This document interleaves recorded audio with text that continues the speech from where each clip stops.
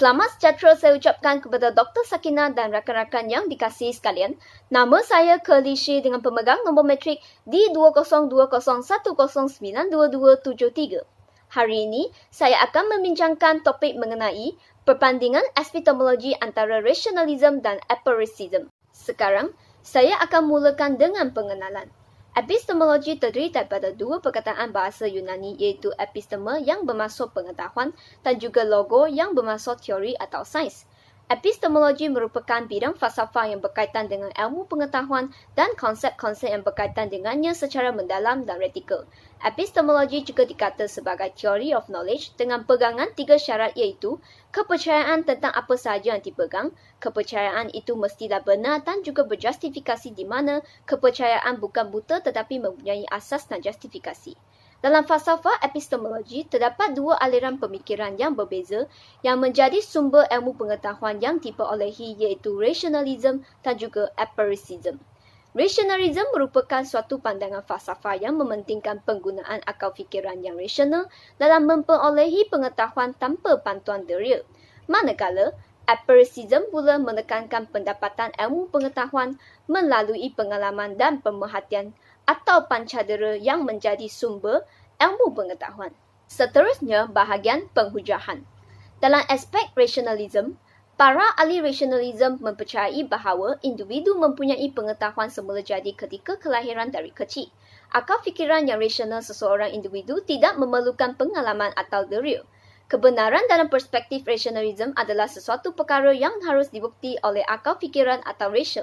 Sebarang perkara yang tidak dibuktikan melalui ratio atau akal fikiran, itu bukan kebenaran mengenai konsep rasionalisme. Rasionalisme mempercayai bahawa segala tindakan dan pendapat mesti berdasarkan akal dan bukan bergantung kepada kepercayaan agama dan juga emosi. Para rasionalis mengatakan bahawa seseorang manusia akan mengetahui kewujudan dan pengetahuan terhadap Tuhan dengan adanya akal dan alasan dalam jiwa seseorang manusia. Dalam aspek empiricisme, para ahli empiricisme mempercayai tidak mungkin ada pengetahuan yang semula jadi pada seseorang individu yang lahir sejak kecil. Mereka percaya bahawa ilmu pengetahuan manusia dapat diperoleh selepas mengalami sesuatu perkara dikata sebagai pengalaman. Empiricisme mempercayai bahawa segala pengetahuan yang berkaitan dengan kewujudan hanya didapati melalui pengalaman manusia. Segala perkara yang tidak diuji melalui deria tidak wujud dalam empiricisme, bahkan hanya deria semata-mata adalah wujud. Para empirisis juga menekankan bahawa seseorang manusia tidak akan mengetahui kewujudan terhadap Tuhan melalui akal manusia, malahan mereka akan mengetahui pengetahuan terhadap Tuhan hanya melalui pengalaman. Seterusnya, bahagian perbandingan. Dalam aspek rasionalisme, rasionalisme secara etimologis berasal daripada kata bahasa Inggeris iaitu rationalism. Rationalism berakar dari kata bahasa Latin iaitu ratio yang bererti akal. Konsep utama dalam rationalism ialah kepercayaan terhadap kemampuan dan autoriti akal fikiran dalam memperolehi ilmu pengetahuan dan kebenaran sesuatu perkara. Manusia yang mempunyai akal fikiran yang rasional akan mengetahui idea-idea terhadap segala perkara sebelum belajar melalui pengalaman. Aliran rasionalisme mendorong kepada kemampuan dalam penyusunan sistem-sistem ilmu falsafah iaitu ilmu logika dan juga ilmu matematik sejak zaman Aristotle. Dengan akal fikiran yang rasional yang dimiliki oleh manusia, aliran ini telah menjelaskan kerumitan perkara dengan memahami prinsip objek dalam menyelesaikan masalah. Walau bagaimanapun, aliran rasionalisme terlalu menekankan kepada subjek daripada objek di mana hakikatnya hanya didapati melalui daya fikiran tanpa pemerhatian. Rene Descartes merupakan tokoh rasionalisme yang disebut sebagai bapa falsafah moden menegaskan bahawa kebenaran tertinggi terletak di fikiran manusia. Beliau juga menumpuk kepada diri individu dan peranan akal yang diungkapkan sebagai satu motor iaitu cogito ergo sum yang bermakna saya berfikir kerana itulah diri saya. Dalam aspek empiricisme, empiricisme berasal dari perkataan bahasa Inggeris iaitu empiricism dan experience. Kata-kata ini berakar dari bahasa Yunani iaitu empiria dan juga empirical yang bermakna berpengalaman dalam, berkenalan dengan dan juga terampil untuk. Konsep utama dalam empiricisme ialah semua pengetahuan yang diperolehi hanya bersumber dari pengalaman deria manusia seperti mata, telinga, hidung, lidah dan juga kulit.